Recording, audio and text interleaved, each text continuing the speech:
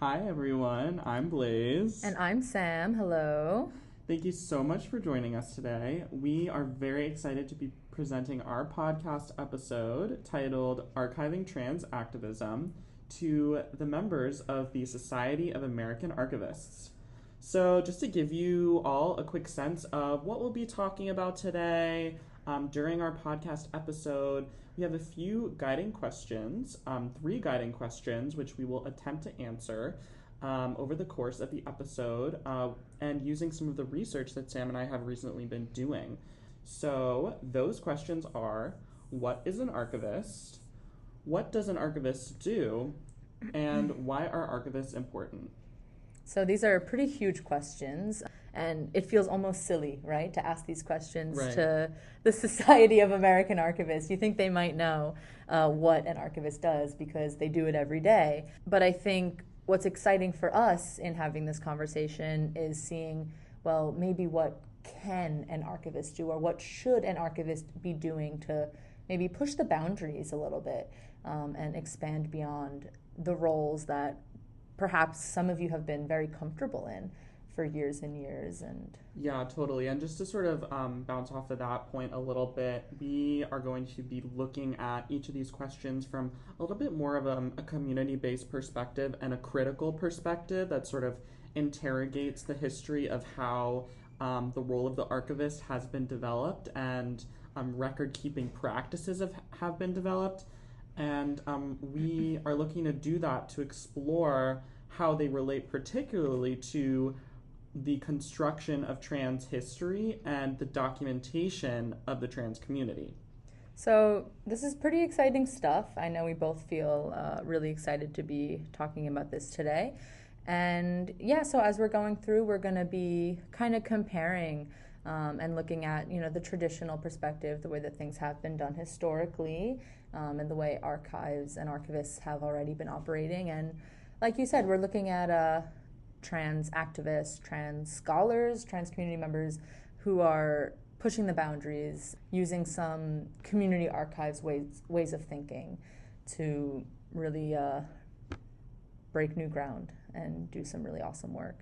So, with that in mind, we can start with our first question. And let me ask you, Blaze, what or who is an archivist, traditionally speaking? Good question. So, I thought one way that we could sort of begin to answer this question is by talking about who archivists have been historically and their positionality in relationship to the trans community. So, the history of the profession has been predominantly white, male, elite, and exclusionary.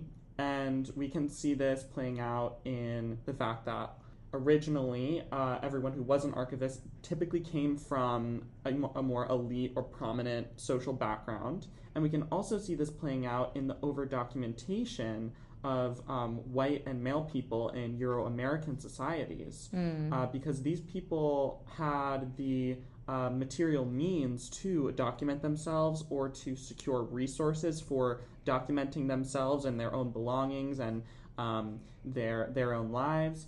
And this creates historical imbalances and discursive imbalances and representational bias, right? Because that is a process of archivization that creates a biased historical record. And so we can see also, of course, how class is at play here too, because these white men who have been over-documented essentially had the funds to document their experiences or hire individuals to take care of their documents, whereas people without the same funds did not. And sort of on a similar note as this idea of sort of bringing a critical perspective to who archivists have been, I wanted to bring up this concept of Eurocentric universalism, right? Because one thing that we talked about, or have been talking about in Archives, Records, and Memory, the class that we're taking right now, is this notion of archival neutrality, right? So let's sort of unpack this notion a little bit. Let's. Because Eurocentric universalism is a set of beliefs that positions white people as the raceless default in society, whereas any person of color is deemed as having a race or identifiable by their race. But we obviously know that white people have a race. and that whiteness itself is a social construct, which we can see with Eurocentric universalism. And the reason I'm bringing this up is because we can see a similarity between this idea of whiteness as the default and discourses that describe the role of the archivist as a neutral eye or objective figure in the appraisal process, which involves a selection of valuable materials seen as worthy of preservation and care by archival institutions. But whose notions of value are being privileged in this process and by archival institutions?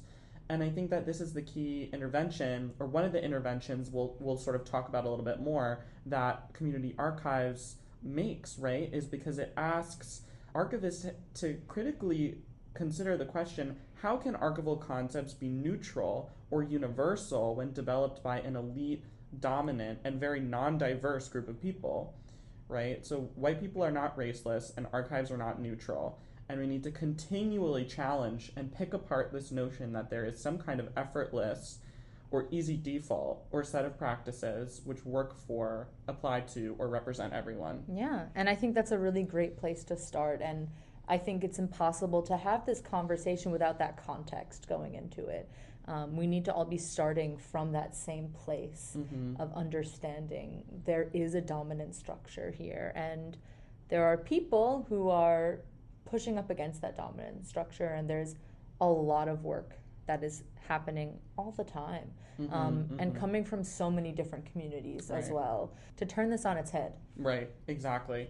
I totally agree. So, I briefly brought up this idea of community archives making an intervention. So, Sam, in your opinion, or with the research that you've been doing, how have people from the community archives movement broken the mold about who can be an archivist? Yeah, so there's a lot of work going on in the community archives field, and I think it's only growing. It's only getting bigger and bigger. Of course, here at UCLA, we have a community archives lab that is connected with community archives throughout the greater Los Angeles area, but community archives as a concept kind of began more in the UK, actually, as an attempt to document the history of certain groups and their commonality, right? So, what is a community, first of all, right? We're talking about a group of people that for one reason or another, or multiple, there is a commonality there.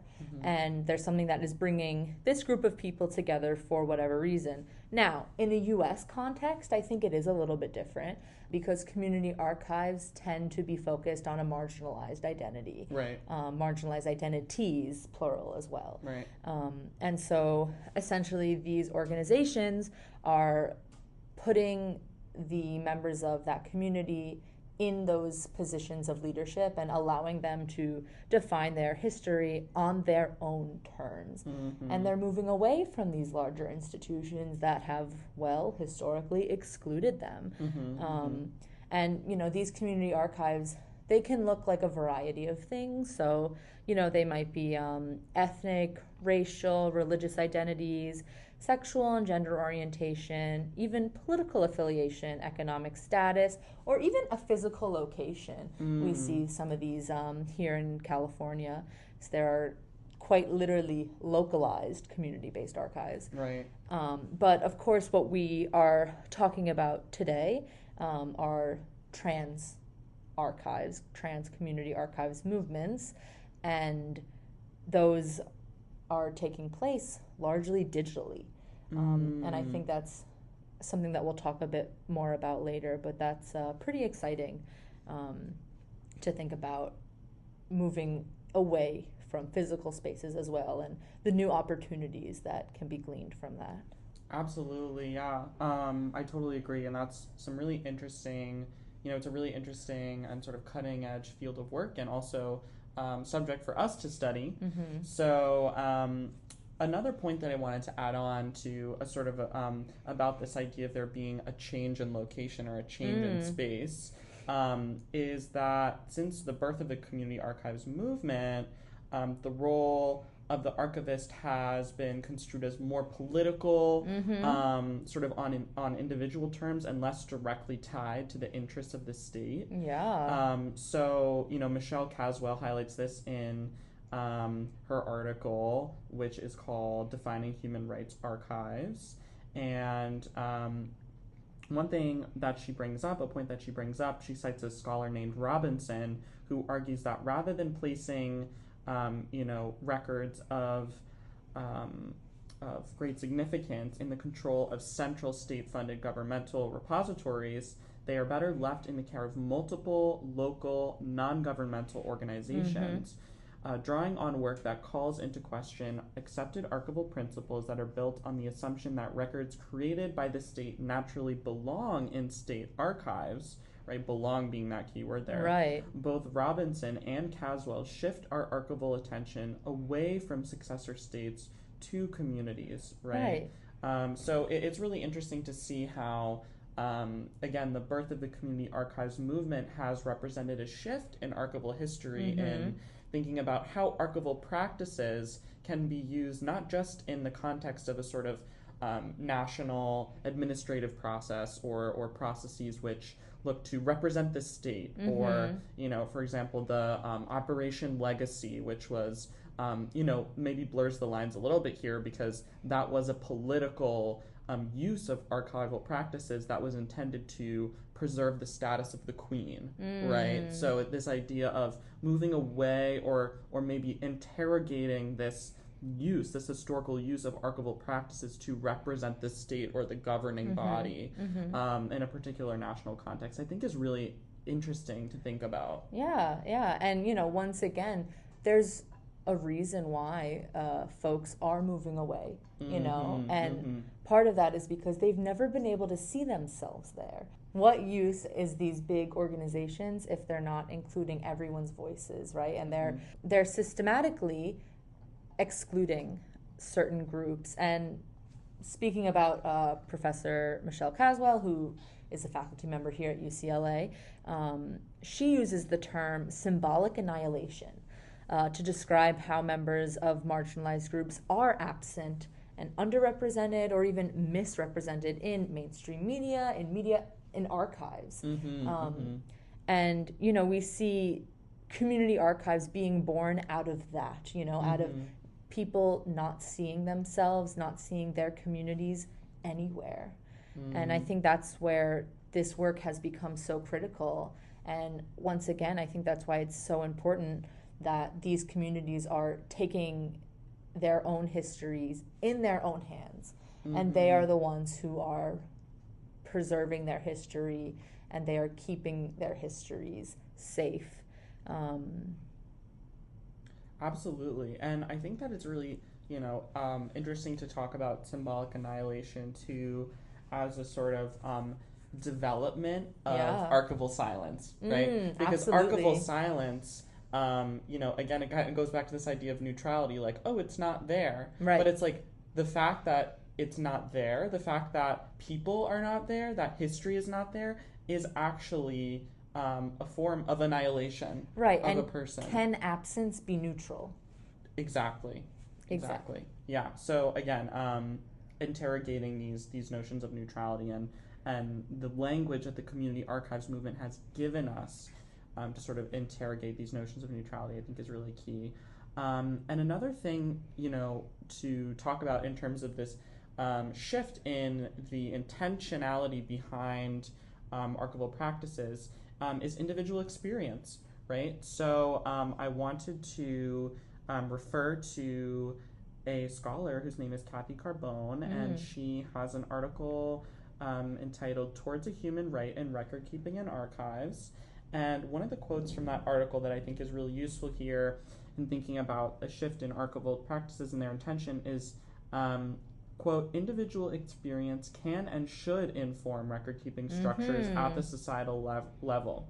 So in thinking about this theme of personal experience as it relates to archival practices and record-keeping, I wanted to tell a quick anecdote, which is that I had the pleasure of going to the Hammer Museum recently, the Hammer being also owned by UCLA, and they have a wonderful series of exhibits right now called Made in LA.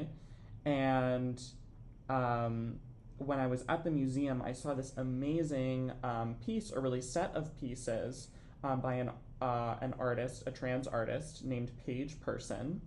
And this piece was actually inspired by the alienation and the prejudice that they experienced in the art world after they came out as trans. Okay. And this whole piece centers around the statement, "I am a person," which is repeated over and over through this video screen that's embedded in the wall of the exhibit. Wow. And it's also written in huge, bold letters across the wall, and the word person is sort of transfigured and reworked into various different pieces as part of this exhibit. Which also comprises various paintings. And I interpreted that statement, "I am a person, I am a person, I am a person," as a radical assertion of person's humanity in the face of the prejudice they experienced. And if you think about it, it's resistance to symbolic annihilation. Yes, exactly. It's an assertion of an archival presence. And so I got to thinking, like, where does this piece go, or where should this piece go after its life at the Hammer?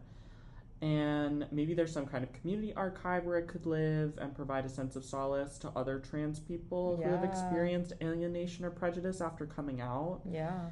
And I also love how this piece illustrates that the personal is political, right? Yep. To borrow an idea that originally came from third wave feminism. Yeah. To get us started on thinking about activism and how we approach, how we define trans activism, right? And this anecdote, I think, can also help expand our idea of activism beyond like a very literal sense of like a protest or political campaign for trans rights, Right. as vital as both of those things are. Of course. Of course. But we can be maybe working activism into other aspects of our lives, maybe even our careers, right? Right. Absolutely. And so, I think that this is a really interesting and meaningful example of how the creation of a record of trans experience and trans survival and tenacity shows that individual experience is shaped by political dynamics and involve political assertions of the self and assertions of one's presence in these very elite institutions such as the Hammer.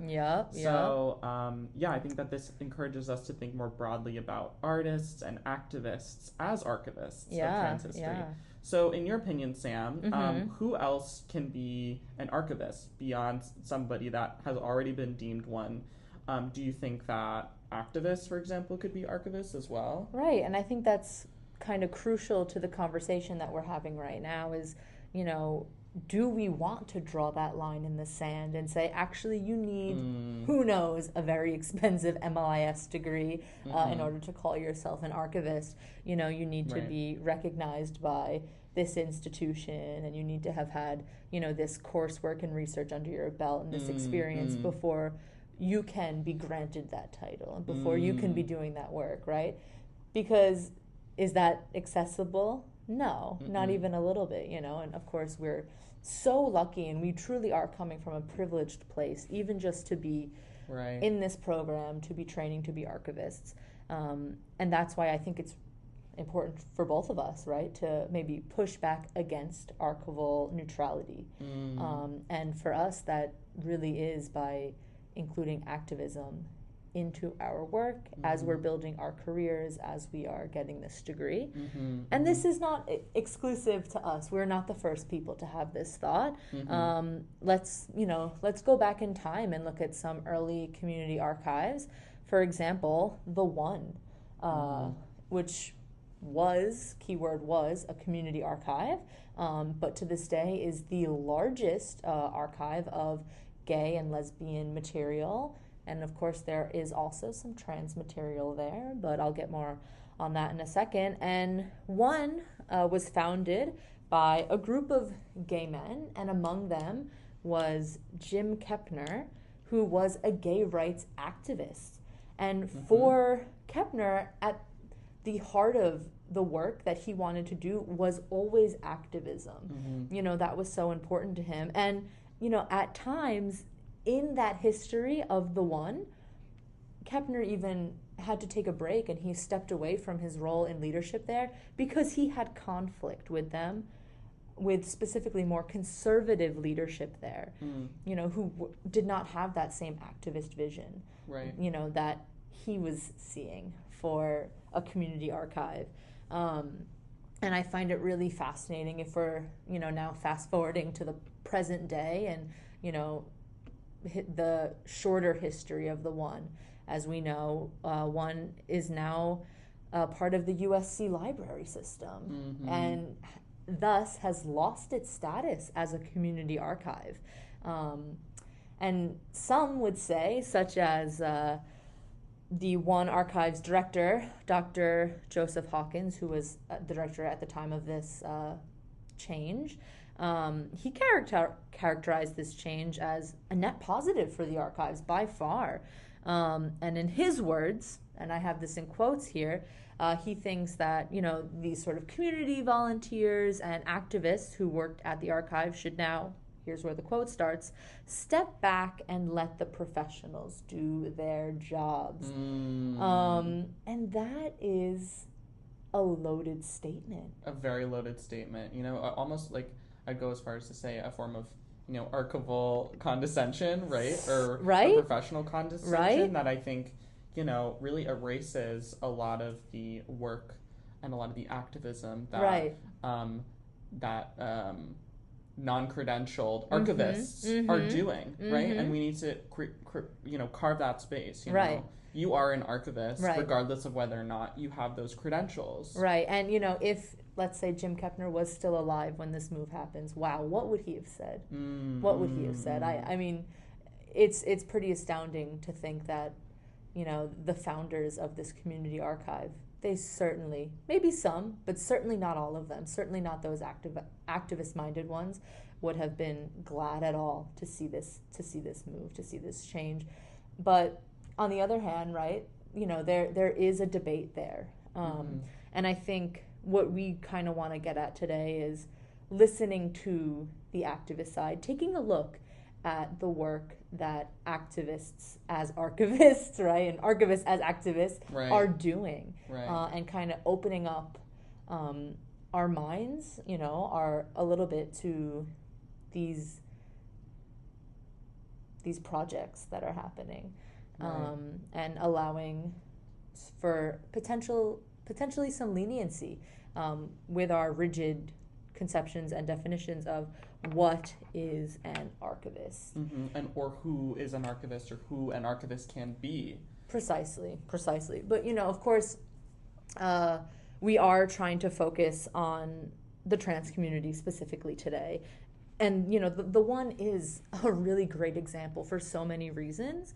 Even though, right, it's a gay and lesbian archive primarily, but it reflects issues that are currently going on and have been going on for years within the LGBTQIA plus community, which is, kind of separating those subgroups and, deciding to what extent is there collaboration within the community, to what extent are we one community and also so many communities. Right.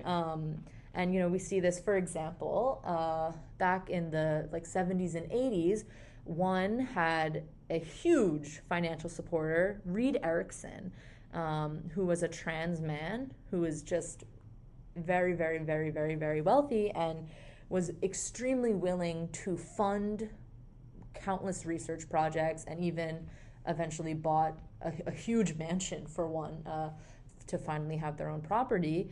But that funding was contingent on trans programming, right? And an increase of trans programming. And how interesting. Yeah, and you will see that relationship between Erickson and One broke down.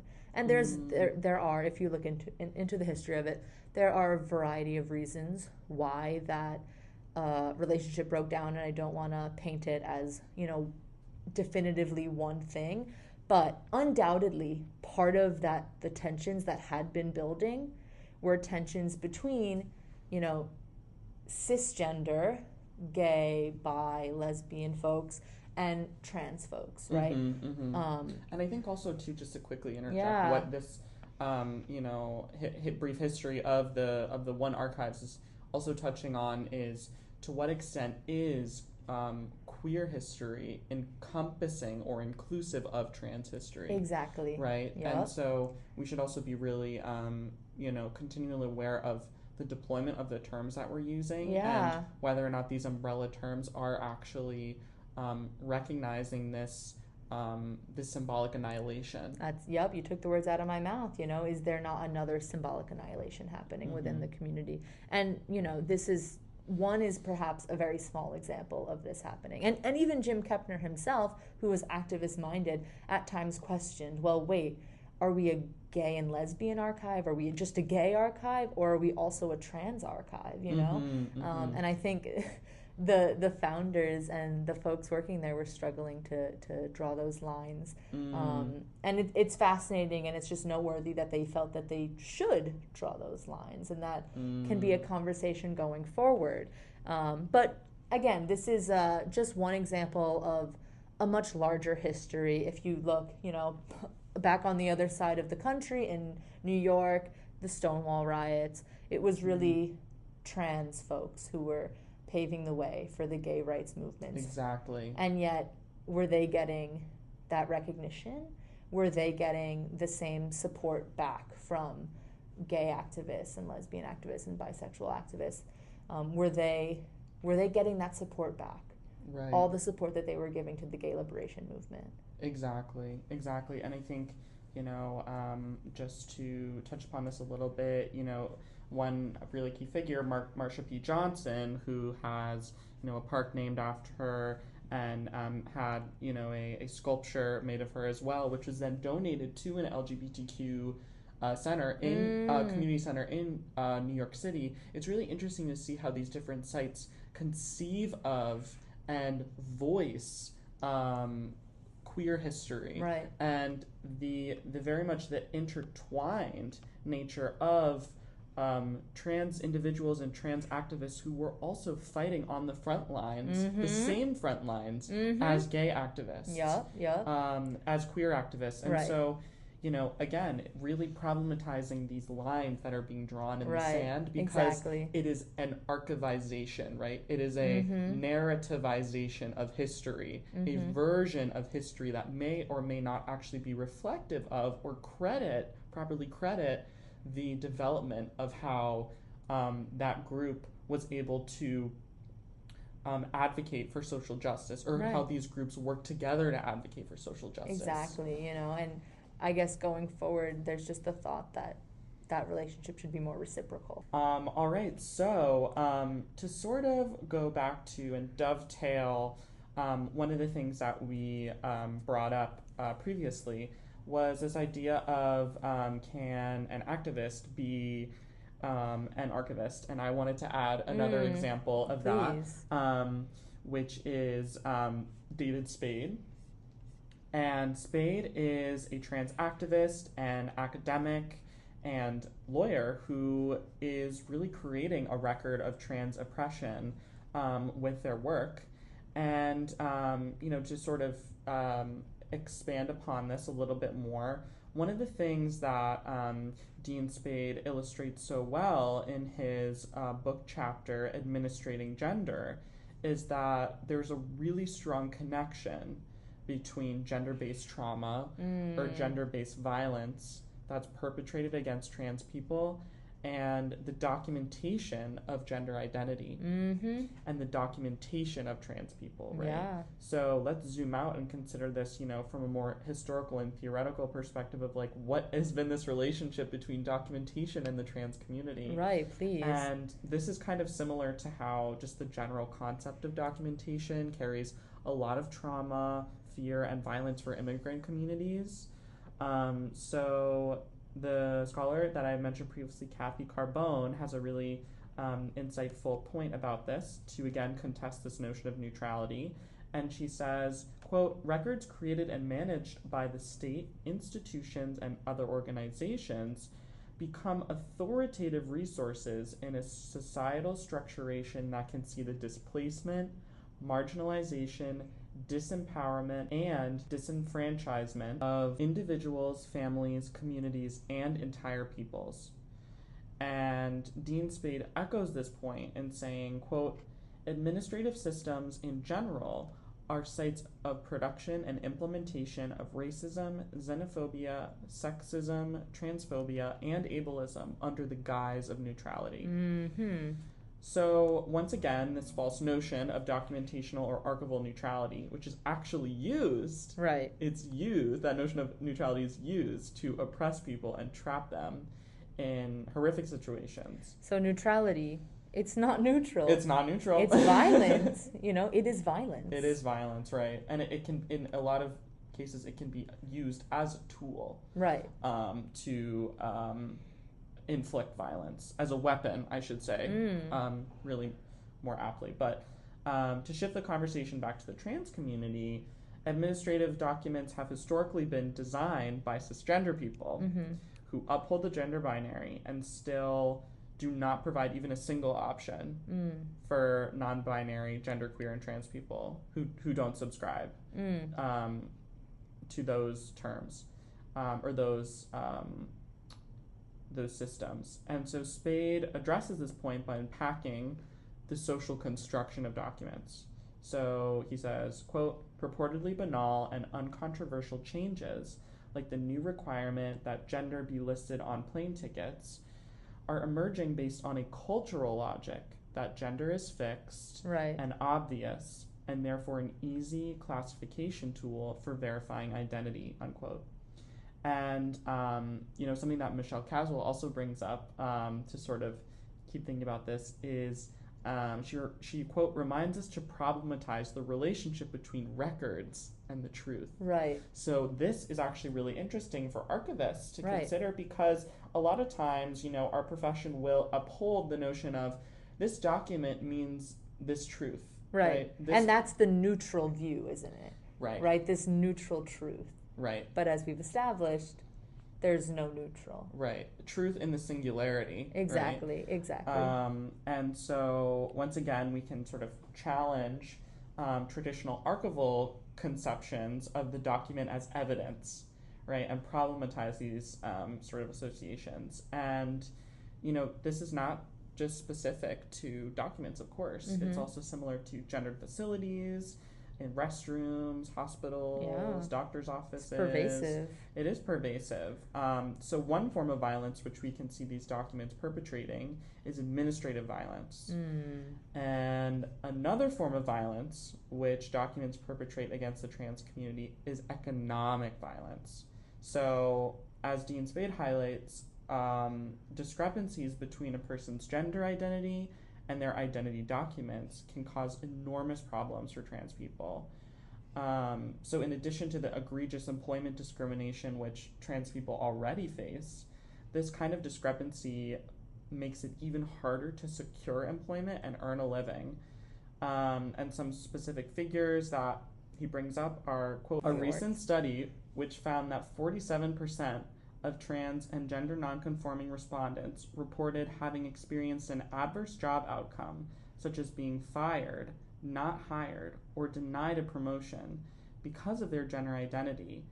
And in yet another study, 64% of respondents based in San Francisco reported annual incomes in the range of $0 to $25,000. Wow. So that is the economic violence perpetrated by documentation. And the last form of transphobic violence, which Spade brings up, is an exclusionary violence, right? So Spade brings up that people, quote, people who have gender markers on records and ID that do not match their identity face major obstacles in accessing public bathrooms, drug treatment programs, homeless shelters, domestic violence shelters, foster care group homes, and hospitals. And because the chance of gender-based violence, harassment, and sexual assault in these spaces is particularly high, forced placement in these spaces can result in devastating consequences for trans people. And another thing that Spade illustrates really eloquently is that when trans people it's essentially a domino effect, right? When trans people don't have access to any one of these individual resources, they're trapped within a cycle Right. of homelessness, violence, unemployment, and abuse. Right. And that ultimately just becomes a pipeline for imprisonment. Yeah.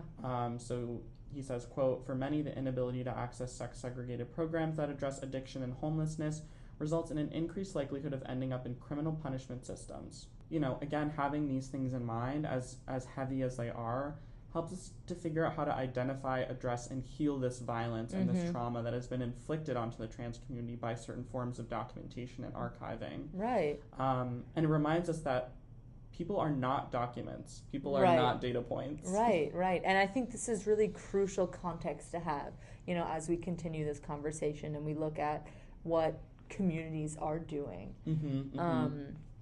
And, you know, we've added some great context. We've talked a lot about who an archivist is, who an archivist perhaps can be, whether an activist can be an archivist. And we've given some great context as to the historical background to this community situation. But now moving on to our next question that we want to touch on here is, what does an archivist do traditionally?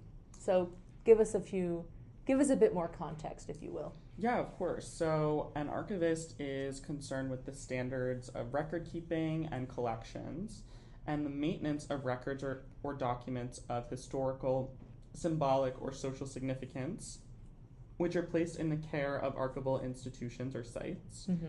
And typical archival duties include appraisal, or the selection of records, aggregation, or the placement of records in relation to one another, description, or the explanation of a record's context, content, and significance, and constructing metadata models which provide access to these records. So originally, archivists functioned, again, as we touched upon, custodians of administrative records for the state or country in which they practiced, and they were intended to represent the state or governing body in which they were located. You know, many still are. You know, like I said, the Operation Legacy Project that wanted to represent the British Queen by sort of suppressing this history of the British colonization of Africa. So that is sort of this traditional or more historical view of what an archivist is and what an archivist does. But I wanted to ask you, Sam, to sort of give us the community archives perspective, right? And to help us to rethink this role. What are the roles and the practices of archivists as defined by the community archives movement? Right, and I think that's, you know, what we really want to sort of get to today is perhaps reimagining the role of an archivist. And that may mean including activists, right, and different community work into that definition. Just to give some examples here, community archives are already doing pretty revolutionary work, I'd say, in the field. For example, let's just look at like the post-custodial model that some community archives have adopted. So this could mean a couple different things, right? It could be a communal ownership of documents and artifacts and archival materials in a physical space, or it could be simply short-term borrowing of records and documents for digitization. And either way, that kind of ensures that ownership of the material stays within the community. And it allows community members to retain control of their own histories. On their own terms. Exactly, once again, on their own terms. And this challenges hierarchical structures that have existed in the more traditional archival dominant sphere that has been, you know, already well established.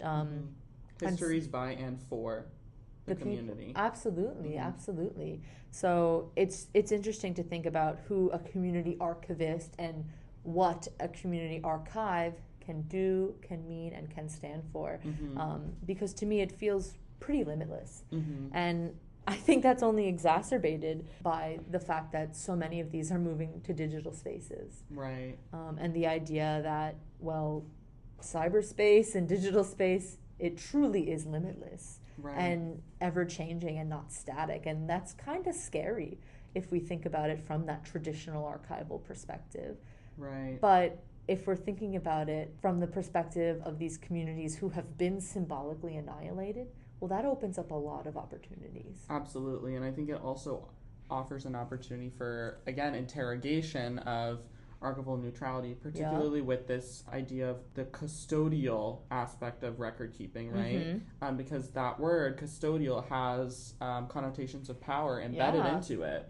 Undoubtedly. So a really interesting thing sort of going off of this that Kathy Carbone highlights is, quote, rights-based archives are capable of crossing jurisdictional boundaries by facilitating a political space rather than presenting static standards. Right, and that's it, right? The static nature of things. Right, challenging both a static location and a static intention or set of standards, which are supposed to be universal or blanket. Exactly. So one of the things that we talk about too in terms of opening up this political space or activists as archivists is how to activate the record to help communities. So one way we could think about activating the record is by using a particular record to elevate social conscience or advocate for a social justice cause.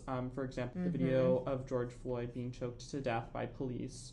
So in this case, an explicitly political record is activated for an explicitly political cause, that being the condemnation of racial violence and racial injustice. However, we also see records that are not explicitly political, for example, the sculpture of Marsha P. Johnson, being donated to an LGBTQ center, which then activates that record by allowing it to live in the history of queer and trans and gay activism. And another thing that, I think can be brought up too in a less positive light with regards to the political aspect of record keeping is how the rapid intensification of surveillance and control has led to considerable reflection in the record-keeping field. Right. So under scrutiny is the implication or even culpability of record-keeping professionals and system designers, as well as best professional practices and socio-technical systems. And Carbone says that the aim is to understand how they systematize and reinforce societal inequities and how these might be rectified. So these realizations have emerged through historical analysis, advocacy, and once again, activism from impacted communities calling for change to record-keeping regimes. That's a key phrase, I think, for us today. Record-keeping regimes. And contemporary record-keeping research. Right? So research about record-keeping that allows us to expose those regimes, right? And interrogate those regimes. And resist. And resist those regimes, create alternatives to those regimes. And allowing space for a critical consideration of archival culpability. In oppressive structures. However, in a more positive way, Kathy Carbone also highlights how, quote, rapidly evolving technical capabilities and information system design have significantly and strategically enhanced the effectiveness of official record keeping, often circumscribing the ability of the least powerful to act or self-actualize in unprecedented ways. And you know what? We see this in the trans example that we'll get into a little bit later, but just to give you a little taste, KJ Rawson, who is a scholar who's really at the forefront of digital trans archiving, has some great thoughts on cyberspace in the digital world to benefit trans communities. So he says, quote, for trans communities in particular, cyberspace provides a revolutionary tool for creating, sharing, and preserving trans histories that would otherwise remain untold, right? So cyberspace as resistance to symbolic annihilation, as a tool of resistance to symbolic annihilation. And Rawson, within one of his articles, quotes Wolfgang Ernst, who talks about archives in the internet age and, perhaps the difficulties that traditional archives are facing. So he says, quote, although the traditional archive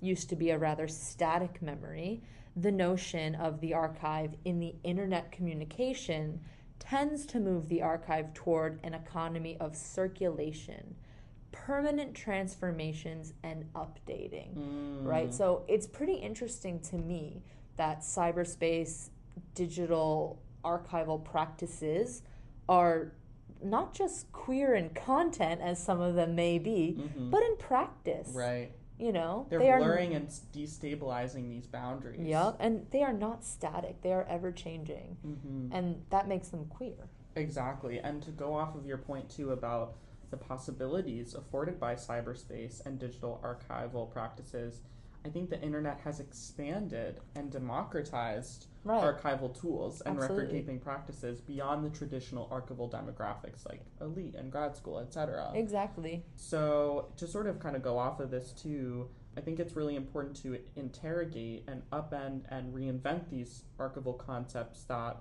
are also based in cisgendered epistemologies. Exactly. So, for example, challenging the notions of fixity or original order.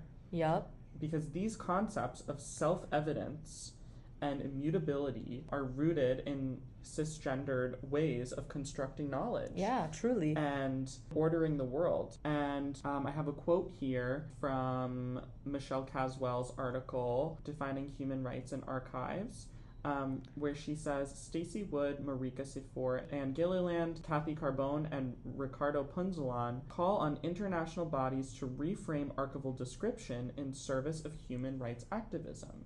Interrogating standard archival concepts such as respect des fonds, original order, and provenance, the group proposes trust and transparency as guiding principles for describing sensitive records and building metadata models. So, shifting now into more hopeful direction, Right. Sam, how can we repair the harm done to the trans community by documentation? And who is doing that kind of work? Wow. Well, that's quite an easy question, right? let me give you a real easy answer to that one.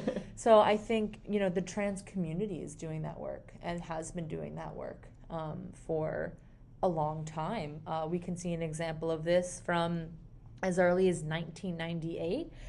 There's a website, and it's a history project called Remembering Our Dead, and this is a more narrative-based memorialization project that KJ Rawson describes as, quote, the most iconic and long-standing effort to use the internet for trans historical activism.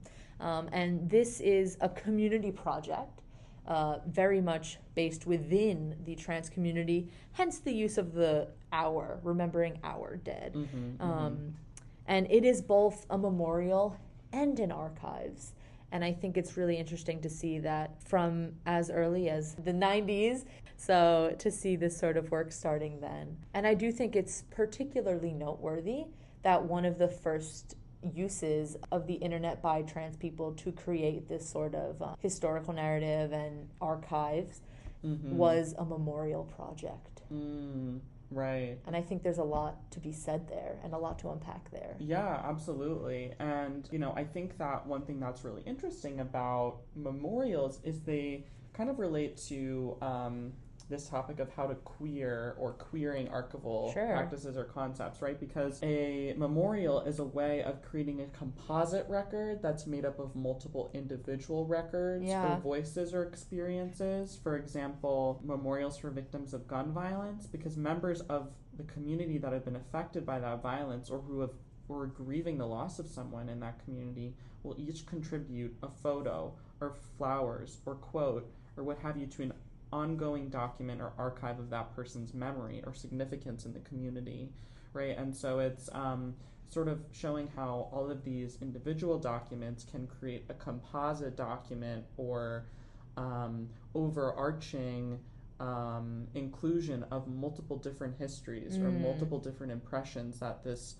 person has had on the community. And so we can think of the memorial or the practice of memorialization as, again, this composite document that's made up of smaller individual documents that exist in constellation with each other. And I almost wonder what could happen if that approach of adding on to or changing an existing record could be applied to other forms of records or documents besides a memorial site, or how this approach could even be applied to individual documents. There's a lot to think about there. Yeah. And it's notable that this community was doing this work and has been doing this work.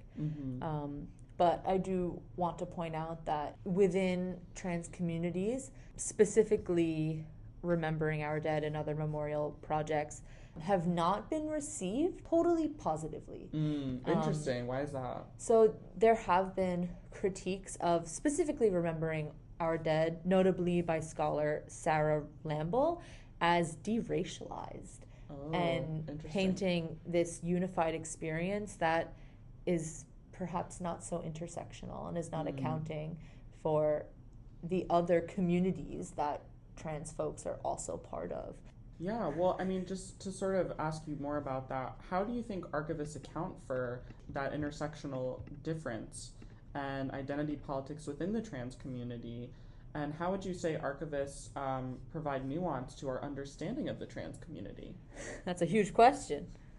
Well, I think you do see work coming out of the trans community to be more intersectional and to move beyond a U.S. context even.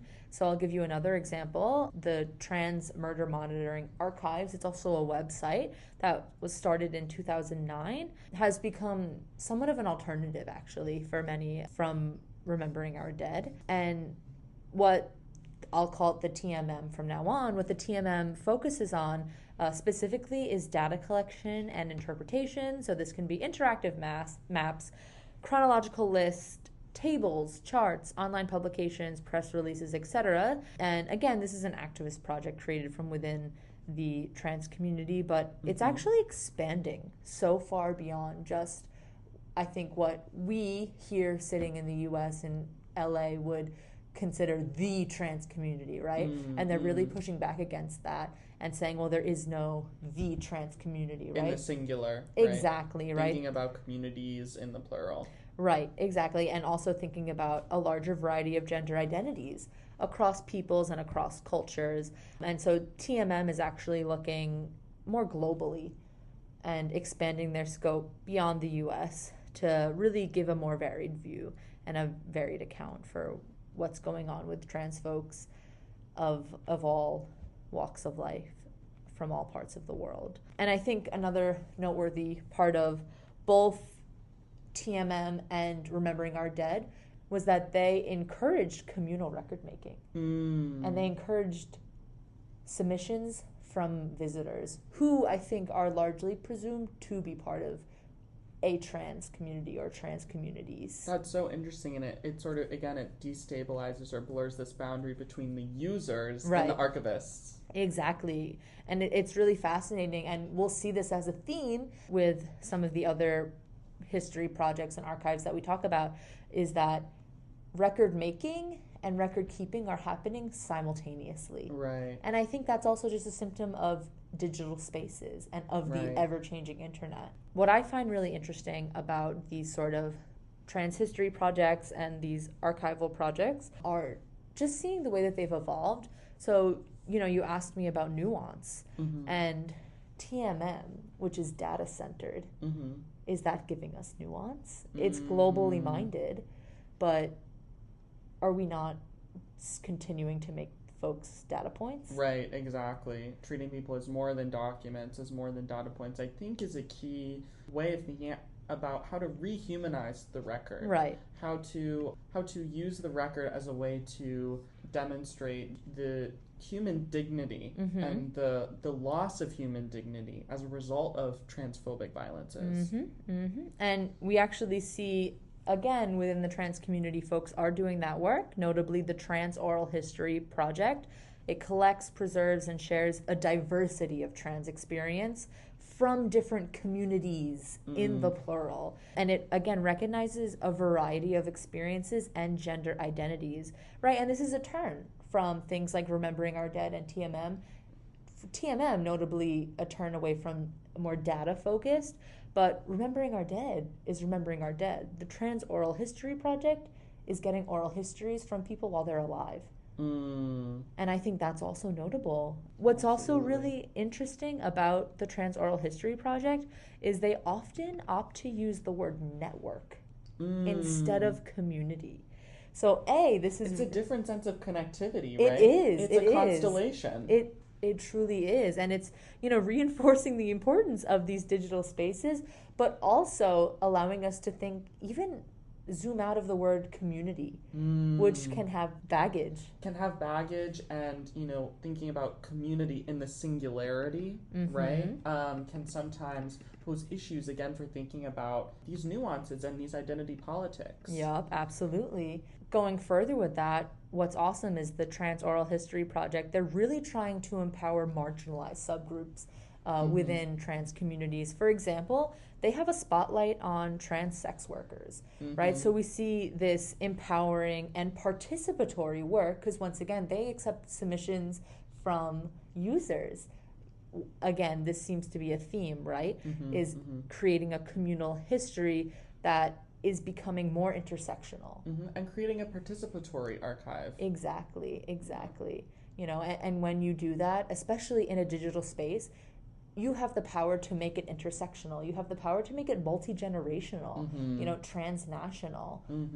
And thank you so much, Sam, for talking about all the amazing research you've been doing on all of these different community-based history platforms that shed light on all the experiences of people in the trans community. And just sort of add on a little bit to what you're saying. One thing that I really appreciate about Dean Spade's work is that he highlights challenges that are particular to trans women and trans immigrants. So, for example, he talks about how trans women, quote, often remain on the streets because they are unfairly rejected from women-only domestic violence programs. And they know the homeless shelter system will place them in men's facilities. Wow. Guaranteeing sexual harassment and possibly assault. Wow. It's in this particular instance, we can see the intersectionality. We can see the interlocking systems of oppression, transphobia, and patriarchal violence reinforcing each other. Another thing that Spade illustrates is the challenges that are particular to trans immigrants. So he says, quote, the heightening of U.S. security culture, inaugurated in the name of terrorism prevention, has drastically changed the deployment of gender classification data.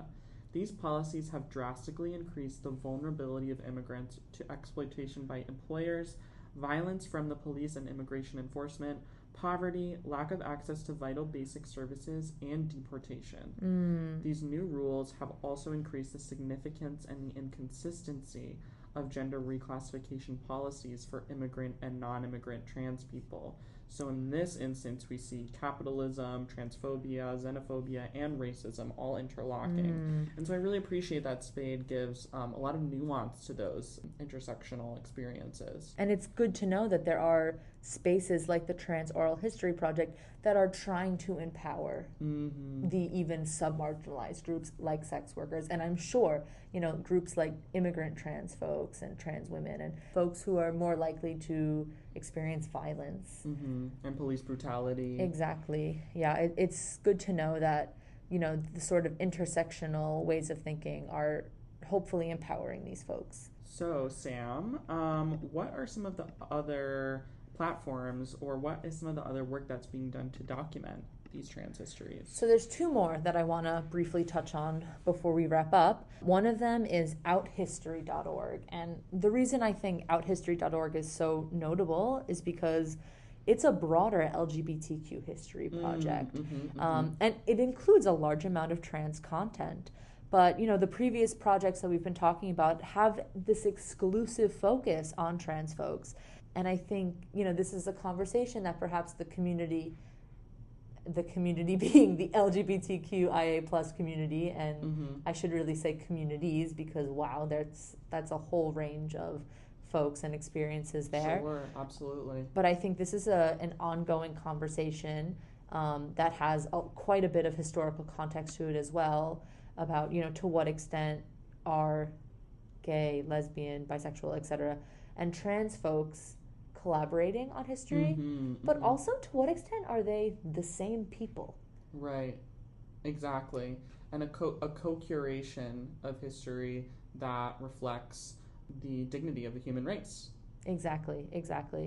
And again, what's super interesting about outhistory.org is it very specifically reaches out to non-academics and once again encourages participatory record making, collaborative history making. And like I said, this is a theme. And this is enabled through digital cyberspace. Mm-hmm. And we wouldn't have it otherwise. So all of these archives and all of these digital projects that I've been talking about have kind of been leading up to the Digital Transgender Archive, which was founded by KJ Rawson, who's been doing a lot of work in this field. And the Digital Transgender Archive is, and I'm quoting here, a searchable database of metadata on transgender archival collections, digitized versions of select historical artifacts, and born digital materials relevant for transgender history. So there have been, over the past 20 plus years, 25 years, probably more than that, this grassroots effort to document trans histories, document trans lives. And now, into the 2000s, we finally have a digital trans archives that really is building off the work of all of these other projects to create something that is extremely accessible and searchable, but again, specifically for trans folks, while also recognizing the variety of trans and gender identities that are really under that umbrella term of trans. Right, exactly. And it's so re-energizing to know that this work is possible. Yeah. And that the internet has, created this this fluid, this participatory and accessible platform for recognizing these histories and rehumanizing the record. Exactly. And in addressing these historical imbalances. Exactly. So, Sam, I think that it's probably time to wrap up our podcast. Probably. We've done a lot. We've covered a lot, but to just sort of end with a sort of concluding question, why, in your opinion, are archivists important? Isn't that the question, right? And I think when we say why are archivists important, we keep in mind that when we say archivists, when you and I say archivists, we are using a much broader definition of that word. Exactly. And I really just want to focus on, in this moment, why are archivists, specifically who are documenting trans experiences, so important. And that really comes back to this idea of representational belonging. And that's something that Michelle Caswell talks a lot about in Conversation with Symbolic Annihilation. And what is representational belonging? Well, Michelle Caswell has defined it as the ways in which community archives empower people who have been marginalized by mainstream media outlets and memory institutions to have the autonomy and authority to establish, enact, and reflect on their presence in ways that are complex, meaningful, substantive, and positive to them in a variety of symbolic contexts. And I think we see that throughout all of the projects I mentioned, but then notably in the Digital Transgender Archive.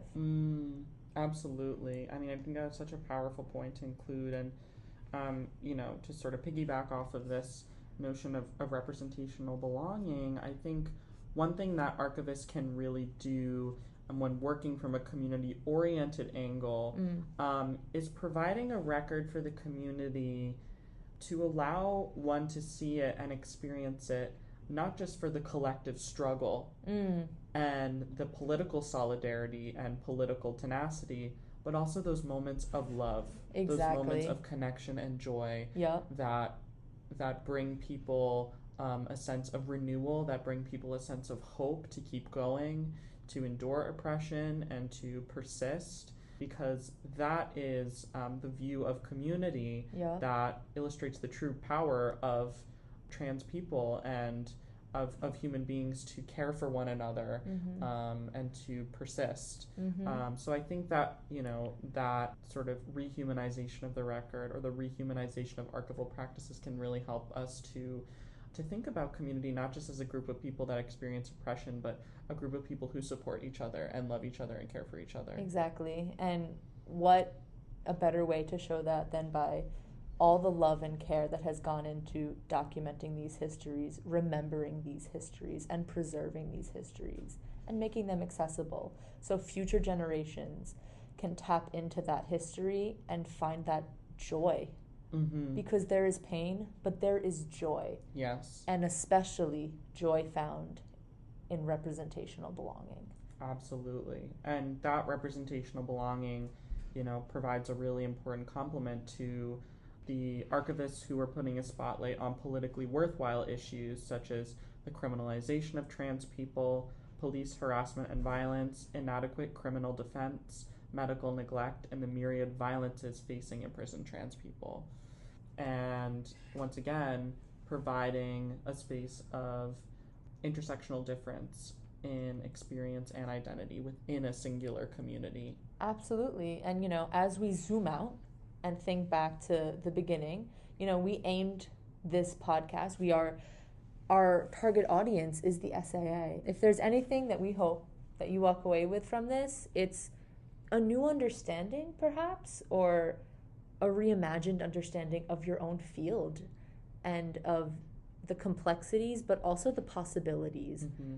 And the power of and the power of archival practices that can be oftentimes very complicit in the reinforcement of oppressive systems, but also in the possibility of archival practices to challenge, to rework, and to subvert these systems in the recognition of histories that create representational belonging. Exactly. And I feel there's hope for the future. I feel it. Me too. I feel it in myself as well. And I think that's a great note to end on. I think so too. Thank you all so much for joining us today. And Blaze, thank you so much for being a fabulous podcast partner to work with. The feeling is so mutual, Sam. And once again, I'd just like to thank the members of the Society of American Archivists for tuning in to our podcast episode, Archiving Trans Activism. It's been a long time coming. We're very relieved and proud that it's done and hope that you have some things to think about. And we hope that you enjoyed. Thanks for tuning in, everyone.